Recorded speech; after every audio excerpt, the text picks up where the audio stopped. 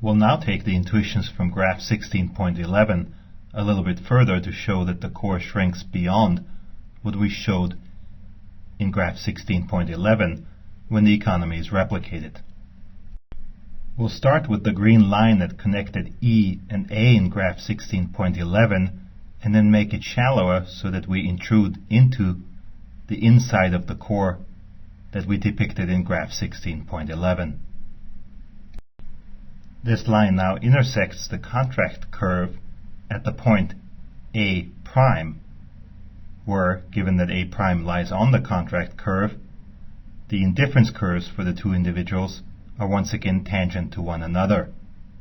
A prime is different from A in graph 16.11 because A prime now lies firmly inside the set of core allocations we initially depicted in graph 16.11.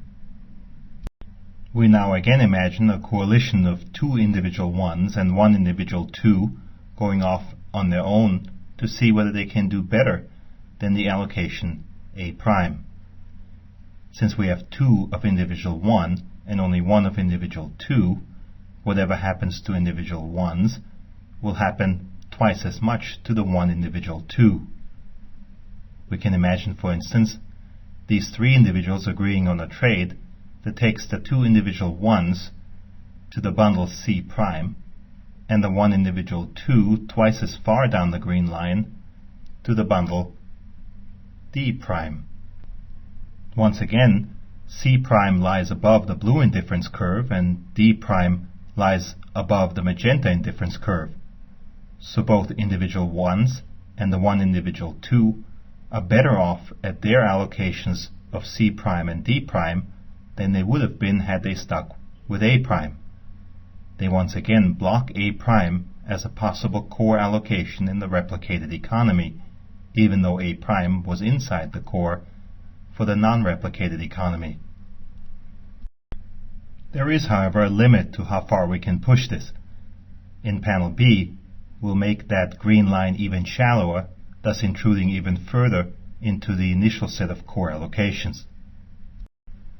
The green line now intersects the contract curve at the point A double prime, with the indifference curves at A double prime once again tangent to one another, since A double prime lies on the contract curve.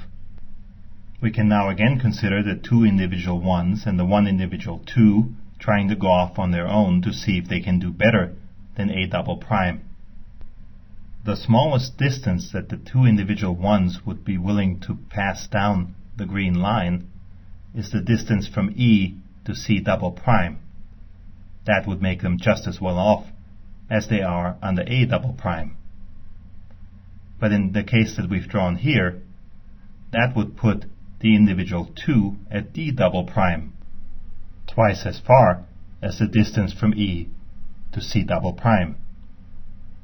But D double prime is the most that the individual 2 would be willing to slide down on the green line. Anything more and A double prime would be better.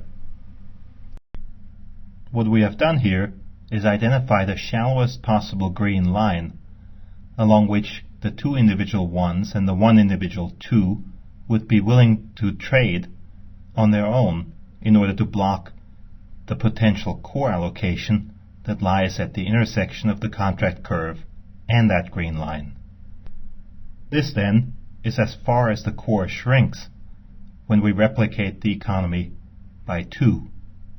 Of course, it also shrinks on the other side of the core, starting at what we called point B in the initial graph 16.11. But the core shrinks even further if we replicate the economy further. The intuition for this is simple. The more people there are on each side of the market, the more possible blocking coalitions we can think of, and those blocking coalitions shrink the core. As the economy gets large on both sides of the market power of any individual decreases to the point where that individual simply becomes a price taker. And as a result, the set of core allocations shrinks to the set of competitive equilibrium allocations.